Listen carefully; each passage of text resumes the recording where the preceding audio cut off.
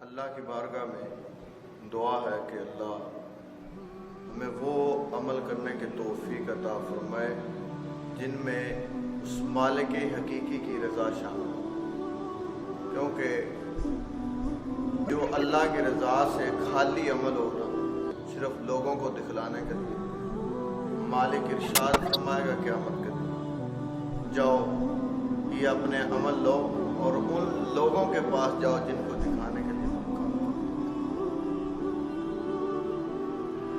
ان سے پاؤ اجر۔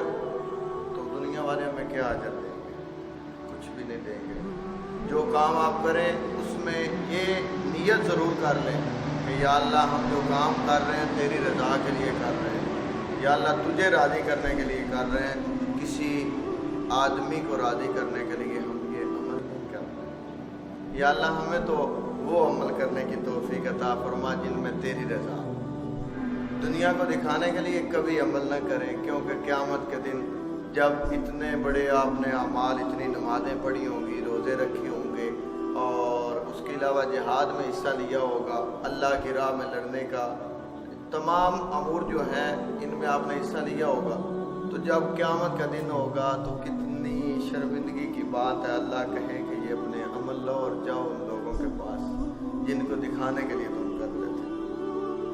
اور سنگیوں اور میرے عزیزوں، بات یہ ہے کہ ایک آدمی بہت زیادہ عمل کرتا ہے تو فرشتے اس کے عمل خوشی خوشی لے کر اللہ کی بارگاہ میں جا رہے ہوتے ہیں۔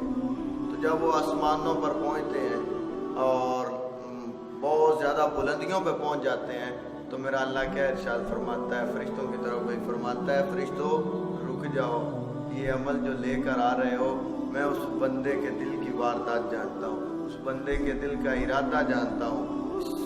جو یہ آپ عمل اٹھائے ہوئے خوشی خوشی لے کر آ رہے ہیں، ان کو جاؤ سجین کے مقام پہ ڈالو، سجین کے مقام میں ڈال دو۔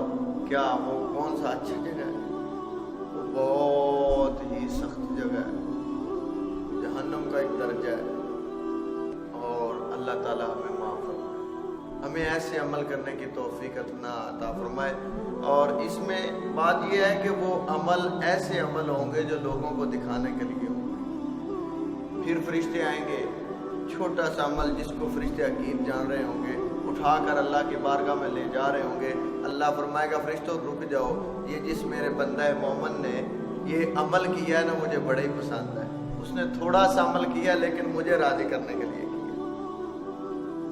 تو جو بھی آپ عمل کرتے ہیں، جو بھی کام کرتے ہیں، اس میں اللہ کی رضا شامل حل کر اس کی ذات کے علاوہ اگر آپ کسی کو ساتھ شریک کرنا چاہتے ہیں، تھوڑی سی خوشبو بھی اس کی مل گئی کہ یار فلاں بندہ جو باتیں کرے گا کتنا خوش ہوگا، نہ یہ بات نہ کریں، بلکہ یہ دیکھیں کہ میرا مالک راضی ہو جائے گا۔ اگر میں نے کسی کو قرآن پڑھایا تو میں نے کسی کو حدیث سنائی تو میرا مالک راضی ہو جائے گا، میں نے کسی کو اچھے کام کی دعوت دی تو میرا اللہ راضی ہو جائے گا۔ یہ نیت رکھیں تو اللہ فرماتا ہے میں اس بندے سے راضی ہو جاؤں۔ اللہ ہمیں